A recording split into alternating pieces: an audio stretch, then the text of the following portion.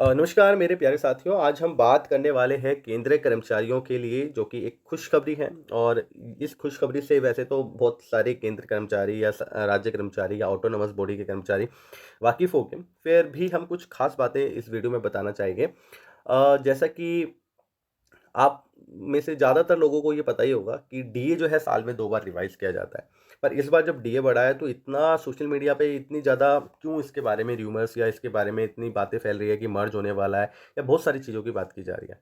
तो हम बात करेंगे जो फैक्ट्स है उसके बारे में और जो पॉसिबिलिटीज़ है उसके बारे में। देखिए एचआरए इस बार हुआ है 50%, सॉरी डीए इस बार हुआ है 50%। और डीए जो है जब 25% हो जाता है तो एचआरए में जो हाइक होता है और ऐसे ही अगला 25% और बढ़ेगा, यानी कि देखिए 25% पहले बढ़ चुका था डीए और अब 50%, तो 25-25 दो बार बढ़ गया। तो एचआरए जो है ये दूसरी बार यहाँ पे हाइक हो रहा है जब से 7 सीपीसी आए हैं। क्योंकि आप में से ज़्यादातर लोग जानते होंगे पहले जो ओरिजिनल जो एचआरए मिल रहा था हमें वो था 8% एक्स सिटीज़ में, 16% वाई सिटी में और 24% डेड सिटी में, जो कि अब जो फिलहाल हमें मिल रहा है 9%, 18% और 27% जब से 25% हमारा डीए हुआ था। क्योंकि अब 25% और हाइक हुआ है, यानी कि 50% क्रॉस हो गया है या 50% हो गया है, तो इस बार भी एचआरए आपका जो है बढ़ जाएगा। और वो आप यहाँ पे स्क्रीन पे आपको दिखाई दे रहा है आफ्टर 50% डीए, यानी कि ये अब हो गया है आपका 10% एक्स सिटीज़ में, वाई सिटीज़ में 20% और जेड सिटीज़ में जो है 30%। ये जेड सिटीज़ मेट्रोपॉलिटन सिटीज़ होती है, फास्ट सिटीज़ जिसको, जैसे कोलकाता, दिल्ली, मुंबई, इनको हम कह सकते हैं। और वाई सिटीज़ में जैसे कि लखनऊ, हाँ, जो मीन्स अभी बिल्कुल तो मेट्रोपॉलिटन सिटीज़ जिसको हम नहीं कह सकते, पर हाँ वो सिटी काफ़ी डेवलप हो चुकी है। और एक्स सिटीज़ में नॉर्मल्स, अदर जो स्टेट्स रह गए, अदर प्लेसेस जो रह गए, वो सबको यहाँ पे इंक्लूड किया जाता है। तो सबसे पहला तो आपके में जो 50% डीए हो रहा है, तो इस बार ये सब चेंजेस आपको देखने को मिलेंगे, यानी कि 4% डीए प्लस में जेड सिटी की बात करूँ तो 3% में आपका एचआरए, यानी टोटल 7% का फ़ायदा आपको देखने को मिलेगा। तो सैलरी में यानी बेसिक पे 7% आपका ये बढ़ने वाला है, प्लस में टीए में भी आपका 4% डीए के हिसाब से जो है बढ़ोतरी होगी। तो मोटा मोटी आप बेसिक लगा लीजिए, आपका जितना भी है, चाहे आप लेवल 1 से हो, 4 से हो, 5 से हो, 6 से हो, 10 से हो, 12 से हो, आपको इसके बारे में अंदाज़ा लग जाएगा। अब हम आगे बढ़ते हैं। ये तो एचआरए की बात हुई, बाकी क्या चेंजेस इसमें होने वाले हैं। तो बाकी बहुत सारे ऐसे कॉमन चेंजेस हैं जो सभी डिपार्टमेंट्स में, चाहे वो एजुकेशन हो, चाहे वो एडमिनिस्ट्रेशन हो, चाहे वो सैनिटेशन हो, चाहे वो किसी भी डिपार्टमेंट से हो, गवर्नमेंट डिपार्टमेंट्स में है। तो गवर्नमेंट 7 सीपीसी के अकॉर्डिंग है, तो ये ज़्यादातर जो सरकारी कर्मचारियों को बेनिफिट्स मिलते हैं, तो उनमें क्या क्या चेंजेस आ रहे हैं, तो उस पर हम इस वीडियो में बात करते हैं। अब देखिए एचआरए का तो आपको पता चल ही गया। इसके अलावा इसमें ग्रेचुटी सीलिंग की बात करते हैं। अब इसमें बहुत सारे लोग जो है दिमाग में उनको ये आ रहा है कि ग्रेचुटी ये हम at the time of retirement हमें मिलती है, और अब अभी तक 20 लाख थी और अब 25 लाख हो गई है। तो दोस्तों मैं आपको एक चीज़ क्लियर करना चाहूँगा, ये जो ग्रेचुटी है ये 20 लाख और 25 लाख सीलिंग है, मीन्स ये लिमिट है। ये आपको ये बता रही है कि अब जब 50% दिए हो गया है, तो आपका जो ग्रेचुटी है आपको मैक्सिमम 25 लाख मिल सकती है। इसका मतलब ये नहीं है कि सभी को 25 लाख मिलेगी, ठीक है। और हम ये कह सकते हैं कि जब भी, जैसे मैंने एचआरए के बारे में तुम्हें बताया था कि 50% जब भी हमारा डीए बढ़ता है, तो उसी प्रकार ग्रेचुटी भी जो है जब डीए 50% हो जाएगा, यानी कि 50% हुआ है तो 25% ग्रेचुटी बढ़ गई है। और अगली बार जब ये मान लीजिए 100% पहुँचेगा, अगर इस चीज़ को गवर्नमेंट मर्ज नहीं करती है, बेसिक वगैरह वो सब, मान लो यही सिस्टम चलता रहता है, तो 100% जब डीए हमारा पहुँचेगा, तो उस वक्त जो है आपका फिर ये जो ग्रेचुटी है अगेन 25 लाख का, अब 25% देख लीजिए कितना होगा, उतना परसेंट और इसमें बढ़ोतरी आपको देखने को मिलेगी। अच्छा, मैं आपको एक चीज़ क्लियर करना चाह रहा हूँ कि जो मैंने बताया ये मैक्सिमम लिमिट होती है, और ये कैलकुलेट किया जाता है आपके बेसिक पे और आपकी लेंथ ऑफ सर्विस पे। तो ज़रूरी नहीं है कि भाई हर एक कर्मचारी को जो रिटायर हो रहा है उसकी पहले 20 लाख ही ग्रेचुटी मिल रही थी और उसको अब 25 लाख मिलेगी जो रिटायर होएगा। ये सब्जेक्ट टू है पर्सन टू पर्सन कि आपने, आपकी लेंथ ऑफ सर्विस कितनी है और आपका बेसिक कितना है।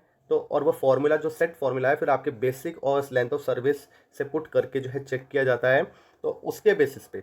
पर कभी कभी क्या होता था, अगर किसी की 20 लाख से ज़्यादा बन रही है उस फॉर्मूले के हिसाब से, तो मैक्सिमम लिमिट ये थी कि 20 लाख ही मिलेगा भाई, चाहे आपकी 21 बने, चाहे 50 बने, चाहे 10 बने, तो 10 मिल जाएगा, पर 20 से ज़्यादा बन रही है तो 20 ही मिलेगा, 20 से फालतू आपको नहीं मिलेगा। तो अब उस लिमिट को बढ़ा दिया गया है, बस ये फ़ायदा है। अगर आप लोगों को इससे बेनिफिट होगा तो अच्छी बात है, पर ज़्यादातर कर्मचारियों को इससे बेनिफिट नहीं होगा। वो बेनिफिट्स उन लोगों को होने वाला है जिनकी लेंथ ऑफ सर्विस काफ़ी लंबी है, 40, 30, 35, 40 साल की है, या फिर जिनका जो बेसिक है काफ़ी अच्छा है, यानी कि आप लेवल 8, लेवल 9 में आप सर्व कर रहे हो, तो आपको यहाँ पे शायद इसका बेनिफिट देखने को मिलेगा। आगे हम बात करते हैं नेक्स्ट चेंज की, चिल्ड्रन एजुकेशन अलाउंस। जो चिल्ड्रन एजुकेशन अलाउंस है ये सभी को मिलता है, ठीक है, और इसमें कोई भेदभाव भी नहीं है कि कितने लेवल पे है आपकी, आप कितने कौन से ऑफिसर है क्या है। यहाँ पे सेट फॉर्मूला है, आपको 2250 रुपये पर मंथ के हिसाब से जो है मैक्सिमम 2 बच्चों के लिए दिया जाता था, यानी एक बच्चे है तो 2250 और 2 बच्चे हैं तो 4500, और सॉरी 4600 बन जाता था आपका फिर, ठीक है। तो ये पर मंथ का था, और ईयरली फिर आप इसको 12 से मल्टीप्लाई कर देते थे। लेकिन मैंने जैसे बताया 25% सारी चीज़ें चेंज होगी अब यहाँ पे, आपकी 25% ही इंक्रीज आपका चिल्ड्रन एजुकेशन अलाउंस जिसको कह रहे हैं वो भी बढ़ गया है, और बढ़कर जो है पर मंथ 2812 हो गया। तो आप इसको अब मल्टीप्लाई कर सकते हैं एनुअल के लिए 12 से, और इतने अब आपको बढ़कर वो चिल्ड्रन एजुकेशन अलाउंस मिलेगा, ठीक है। अच्छा, कुछ सरकारी जो कर्मचारी हैं उनके कुछ बच्चे, किसी किसी में ऐसा दिव्यांगजन अगर वो है मान लीजिए, तो उस केसेस में दिव्यांगजन से आप समझते होंगे, अगर आपके बच्चे को किसी भी प्रकार की वो सब प्रॉब्लम है जिनको दिव्यांगजन कैटेगरीज में रखा जाता है, तो उस केसेस में अगर आपके पास एक सर्टिफिकेट भी है रजिस्टर्ड हॉस्पिटल से, तो आपको फिर ये बेनिफिट यहाँ पे मिलता है, गवर्नमेंट की तरफ से दिया जाता है ताकि आप बच्चे की केयर अच्छे से कर पाए। उस केसेस में अभी तक जैसे 2250 रुपये मिलता था, तो उन बच्चों के लिए, यानी अगर आपके बच्चे इनकेस दिव्यांगजन कैटेगरी में आते हैं, तो आपको 2250 की जगह 4500 पर मंथ दिया जाता था, ठीक है, जो कि अब बढ़ाकर आपको 5625 दिया जाएगा इफ एंड ओनली दिव्यांगजन चाइल्ड केस में, ठीक है ना, सभी के लिए नहीं। तो दिव्यांग चाइल्ड के लिए 4500 था, वो 5625 हो गया है, और नॉर्मल जो बच्चे थे उनके लिए 2250 था और 2812 हो गया। मैक्सिमम 2 ही बच्चों के लिए ये बेनिफिट आपको मिलता है।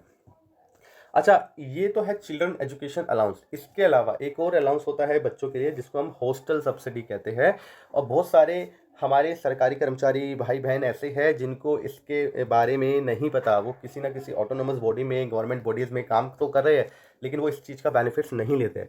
और ये मैं चाहूँगा कि आप अपने सभी दोस्तों के साथ शेयर करें, ताकि वो अगर बेनिफिट नहीं ले रहे थे तो इस चीज़ का बेनिफिट ले, और हो सकता है बैक ईयर से अगर आप नहीं ले पाए थे तो उसका भी आपको शायद बेनिफिट मिल जाए अगर आप एप्लीकेशंस वगैरह लगाएंगे तो यहाँ पे है बिफोर 50% डीए, यानी अभी फिलहाल आपको 6750 पर मंथ मिलता है हॉस्टल सब्सिडी का। यानी आपका बच्चा अगर हॉस्टल में रहता है, अच्छा 18 साल से कम बच्चा है, हॉस्टल में रहकर पढ़ाई कर रहा है, स्कूलिंग एजुकेशन जो उसकी है हॉस्टल में है या कहीं कॉलेज में ही है, पर 18 साल से कम है, तो उस केस में 67 एंड 50 जो है पर मंथ बच्चे को दिए जाते हैं अभी फिलहाल 6750, जो कि 50 वही 25% हाइक हुआ है इसमें भी, और इसमें अब आपको 8437.5, तो इसको राउंड ऑफ करके या तो 48 कर देंगे, 40 रुपये कर देंगे, तो 8440 आप इसको बोल सकते हैं, या 8450 वो आपको जो है फिलहाल मिलेंगे अब आफ्टर 50% डीए जब हो चुका है उसके बाद से। तो एक और यहाँ पे ट्विस्ट वाली बात मैं बताना चाहूँगा आप लोगों को, और थोड़ा वीडियो बड़ा हो जाएगा लेकिन बहुत काम की बात मैं आपको बता रहा हूँ, इसलिए थोड़ा सा पेशेंटली आप इसको सुन लेना। बहुत सारे भाई बहन दोस्त मेरे ऐसे हैं जिनको CEA यानी कि चिल्ड्रन एजुकेशन अलाउंस तो लेते हैं, क्योंकि ये बहुत कॉमन है, सभी अप्लाई करते हैं, पर हॉस्टल सब्सिडी में वही लोग अप्लाई करते हैं जिनके बच्चे हॉस्टल में भी रहते हैं, है ना। पर बहुत ऐसे रेयर होते हैं, हर जगह तो ऐसे पेरेंट्स हैं नहीं, ज़्यादातर बच्चे साथ में ही रहते हैं, तो उन केसेस में जिनके बच्चे रह रहे हैं हॉस्टल में उनको पता ही नहीं होता कि आपको हॉस्टल सब्सिडी भी मिलती है, अब वो पता चल गया है। लेकिन मैं एक चीज़ ये बताना चाहता हूँ कि ये दोनों साथ में मिलती है। आप ऐसा नहीं सोचना कि अगर बच्चा हॉस्टल में रह रहा है तो खाली हॉस्टल सब्सिडी मिलेगी, चिल्ड्रन एजुकेशन अलाउंस नहीं मिलेगा। Children education allowance plus hostel subsidy दोनों मिलेगी। तो ये दोनों ही चीज़ के लिए आप एंटाइटल है और दोनों चीज़ों के लिए आप एप्लीकेशन लगाएंगे और बिल लगाएंगे और उसके लिए जो है ग्रांट लेंगे। समझ में आ रहा है आप लोग को? कोई डाउट है तो पूछ सकते हैं, कमेंट्स कर सकते हैं, किसी भी प्रकार का कोई डाउट आपके पास हो तो उसके बारे में हम कहीं ना कहीं से इसका आंसर्स आपको देने की कोशिश करेंगे। ठीक है दोस्तों। And hostel subsidy and children education allowance ये हो गया। अब हम एक और पे आ जाते हैं, जो कि हर एक संस्था में बहुत सारे भाई बहन ऐसे होते हैं जिनको ड्रेस अलाउंसेस दिए जाते हैं। अब देखिए बहुत अलग अलग टाइप के हैं ड्रेस अलाउंसेस। ठीक है, ग्रुप ए ऑफिसर्स भी होते हैं, ग्रुप बी ऑफिसर्स भी होते हैं, ग्रुप सी भी होते हैं, ग्रुप डी भी होते हैं। अब कुछ ऐसे होते हैं जिनमें ड्रेस अलाउंसेस नहीं दिए जाते, जैसे टीचर है ना, इनको किस चीज़ का ड्रेस अलाउंस, ये तो नॉर्मल ड्रेस में ही आते हैं, अपने घर वाली ड्रेस में आते हैं। लेकिन जैसे नर्स है, ठीक है, डाकिया है, या चौकीदार है, या फिर रेलवेज़ में बहुत सारे ऑफिसर्स हैं, टीटी हैं, तो इन सब के लिए जब आप किसी भी कैटेगरी से, आप किसी भी ऐसे इंस्टीट्यूशन से काम करते हैं जहाँ पे ड्रेस कोड है, वहाँ पे आपको ड्रेस अलाउंसेस दिया जाता है एनुअल बेसिस पे। और ये एनुअल बेसिस पे अलग अलग होता है, तो मैं ब्रीफली बता देता हूँ, बहुत काम का नहीं है सबका, पर फिर भी मैं बता देता हूँ। जैसे एसपीजी ऑपरेशनल्स है, उनको अभी 27,800 मिलता है एनुअल, जो कि 34,750 हो जाएगा। नॉन ऑपरेशनल में 21,225 है, 26,531 अब मिलेगा आपको। Officers of the military and the paramilitaries में 20,000 मिलता था पहले, 25,000 मिलेगा। एंड इसके अलावा ORS military executive staff of customs central excise में 10,000 मिलता था, 12,500 मिलेगा। अदर कैटेगरीज ऑफ स्टाफ जहाँ पे 5,000 मिलता था उनको 6250 मिलेगा, और नर्सेज को 1,800 मिलता था, अब 2,250 मिलेगा। अगर किसी का फिर भी ड्रेस अलाउंस इसमें टेबल में छूट गया हो तो वो खुद से 25% हाइक कर ले, उसमें 25% आपको जो पहले मिल रहा था ड्रेस अलाउंस उसमें 25% ऐड कर दे, यानी 125% निकाल ले, तो सिंपली आपका आंसर आ जाएगा। ठीक है दोस्तों, चलिए एक और लास्ट में एक और बात कर लेते हैं, mileage allowances for the on transport. जब आप कहीं भी ऑफिशियल पर्पज से अपने व्हीकल से, देखिए एक होता है आप बाय रेल बाय ट्रेन जा रहे हैं या बाय प्लेन जा रहे हैं बाय एयर, तो उस केसेस में ऑफिसर्स की रैंक के हिसाब से या डीए के हिसाब से नहीं, फिर वहाँ पे ऑफिसर रैंक या फिर आपका पे लेवल क्या है 7 CPC में, उसके हिसाब से अलग अलग एंटाइटलमेंट है, second AC, first AC, third AC aeroplanes का। तो वो सब चीज़ें आपके डिपार्टमेंट से आपको पता चल जाएगी। लेकिन अगर आप लोग खुद के व्हीकल से जा रहे हैं, उस केसेस में जो है वहाँ पे पहले अभी तक जो 50% डीए जब नहीं पहुँचा था, तब तक आपको कार का या टैक्सी का 24 रुपये पर किलोमीटर के हिसाब से दिया जाता था, और ऑटो रिक्शा के केसेस में 12 रुपये पर किलोमीटर के हिसाब से दिया जाता था, जो कि अब बढ़ाकर जो है कार टैक्सी के केसेस में जो है 30 रुपये, अगर आपकी खुद की कार भी है या फिर टैक्सी लिए आपने, तो 30 रुपये पर किलोमीटर मिलेगा, और ऑटो रिक्शा 15 रुपये पर किलोमीटर आपको मिलेगी। तो ये जो है माइलेज अलाउंसेस, जो कि कुछ सेक्टर्स में जहाँ पे बहुत ज़्यादा आपका आउटवर्क रहता है, उस केसेस में आपको तो ये थी कुछ आज की वीडियो की खास बातें या खास बिंदु। तो पसंद आई है तो प्लीज़ दोस्तों शेयर करना, और कुछ काम की बात लगी है हमारे चैनल पे इसके अलावा सरकारी कोई भी नोटिफिकेशंस आता है, गवर्नमेंट जॉब नोटिफिकेशंस आते हैं, कॉन्ट्रेक्चुअल वैकेंसीज आती है गवर्नमेंट सेक्टर्स में, तो उसके बारे में आपको अपडेट्स मिलते रहेंगे। चैनल पे पहली बार आए हैं तो सब्सक्राइब करके बेल आइकन प्रेस कर देना, ताकि कोई भी वीडियो अगर हमारे द्वारा अपडेट की जाती है तो आपके पास उसका नोटिफिकेशन आ जाए। वीडियो पसंद आया तो लाइक करना, दोस्तों के साथ शेयर करना, और कोई भी डाउट एंड किसी भी प्रकार की कोई शंका है तो पूछना जरूर दोस्तों। Bye bye, take care and जय हिंद।